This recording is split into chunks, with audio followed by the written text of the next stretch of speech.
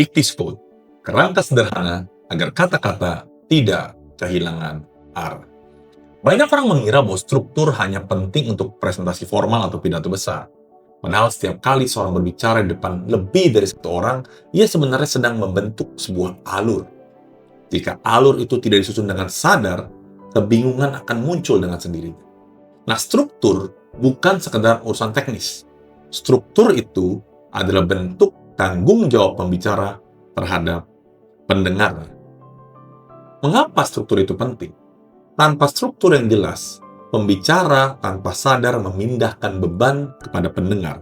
Pendengar dipaksa menebak sendiri apa maksud pembicaraan, bagaimana alurnya, dan apa yang harus mereka tangkap. Karena itu struktur bukan hiasan tambahan. Struktur menolong pendengar mengikuti jalan pemikiran pembicara tanpa tersesat. Struktur itu adalah wujud tanggung jawab. Jika kata-kata adalah amanat yang dipercayakan, maka cara menyusunnya pun harus dapat dipertanggungjawabkan. Dengan struktur yang baik, seorang pembicara itu bisa menjaga agar pesan tetap jelas, menolong pendengar memahami arah, mengurangi kebingungan, membuat pembicaraan lebih tertib dan bermakna. Jadi, struktur bukan soal terlihat rapi, tapi soal menghormati orang yang mendengar. Nah, mengapa The Iktis Code memakai metafora ikan? Jadi seringkali kita tidak membutuhkan kerangka yang rumit atau terlalu akademis. Yang kita butuhkan justru sesuatu yang sederhana, mudah diingat, dan bisa dipakai dalam banyak situasi. Disitulah metafora ikan menjadi penolong. Iktis adalah simbol sederhana yang sejak awal dipakai orang percaya sebagai tanda iman dan arah hidup mereka di dalam Kristus. Simbol ini mengingatkan bahwa hidup tidak berjalan tanpa arah.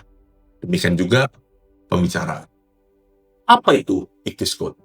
Jadi seperti ikan yang hanya dapat bergerak ketika seluruh bagiannya bekerja bersama menuju satu arah, pembicaraan juga membutuhkan bagian-bagian yang utuh dan selaras. Dari situlah lahir Iktis Code, sebuah kerangka berbicara yang terdiri dari 4 bagian utama: kepala, badan, sirip, ekor. Kerangka ini bukan untuk membatasi gaya berbicara, tetapi untuk menjaga agar pesan tetap bergerak menuju tujuan yang jelas. Iktis Code bukan sekedar teknik.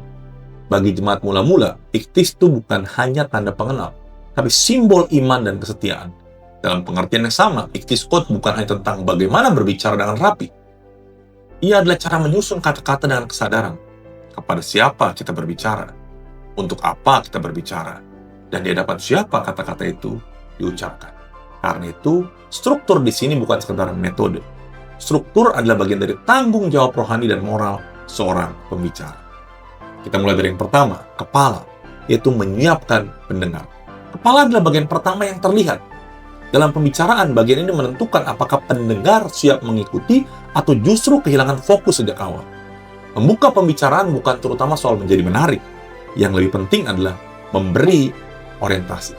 Pendengar perlu tahu mengapa pembicaraan ini penting bagi mereka dan kemana pembicaraan ini akan dibawa. Kepala yang baik membuat pendengar berkata dalam hati, saya tahu mengapa saya perlu mendengarkan ini. Setelah pendengar siap, pembicaraan masuk ke badan. Di bagian inilah kebutuhan, soalan, atau realitas pendengar dijelaskan dengan jujur. Banyak pembicaraan gagal karena pembicara terlalu cepat menawarkan solusi. Padahal pendengar belum sungguh merasa bahwa masalah itu menyentuh mereka. Badan bukan tempat untuk menyalahkan.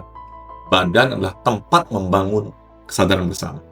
Jadi jika bagian ini dangkal, maka solusi yang ditawarkan akan terdengar seperti nasihat kosong, bukan jawaban yang relevan. Kita lanjut ke bagian sirip. Menawarkan arah dan solusi. Sirip itu menolong ikan bergerak dan menjaga keseimbangan. Dalam pembicaraan, sirip adalah bagian ketika pembicara mulai menuntun pendengar dari masalah menuju jalan ke depan.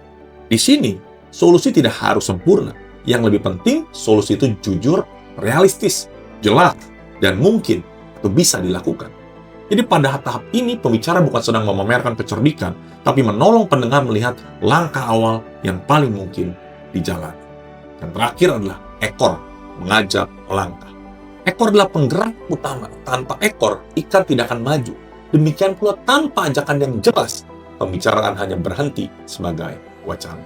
Seringkali sebuah pembicaraan ditutup dengan rapi, tapi tetap menyisakan suatu pertanyaan. Lalu setelah ini kami harus melakukan apa? Karena itu, ekor harus memberi kejelasan. langkah apa yang diharapkan, siapa yang terlibat, dan kapan langkah itu dimulai. Ajakan yang jelas bukan memaksa, justru itu bentuk penghormatan kepada pendengar. Jadi kalau Anda lihat gambar utuhnya seperti ini. Kepala itu orientasi awal agar pendengar siap dan tahu arah. Badan itu menggali masalah nyata hingga pendengar berkata, itu saya. Sirip itu menawarkan solusi yang menjernihkan dan dapat dijalani. Ekor, ajakan konkret yang menuntun pendengar mengambil tindakan. Kepala menyiapkan, badan menyadarkan, sirip mengarahkan, ekor menggerakkan. Ikhtisqul bukan alat untuk mengendalikan orang. Sebaliknya, kerangka ini menolong pembicara menyampaikan pesan dengan jujur, tertib, jelas, dan dapat dipertanggungjawabkan. Dengan struktur yang baik, pembicara tidak perlu mengaburkan tujuan, tidak perlu menyembunyikan arah, dan tidak perlu bergantung pada emosi semata. Setelah Anda memahami ikhtisqul secara utuh, pertanyaan berikutnya menjadi lebih praktis. Bagaimana membuka pembicaraan agar pendengar siap? Bagaimana menyentuh kebutuhan tanpa menghakimi? Bagaimana menawarkan solusi yang jujur dan realistis? Bagaimana mengajak orang melangkah tanpa memaksa? Disinilah bab-bab berikutnya akan bekerja. Bedah ikhtisqul satu persatu.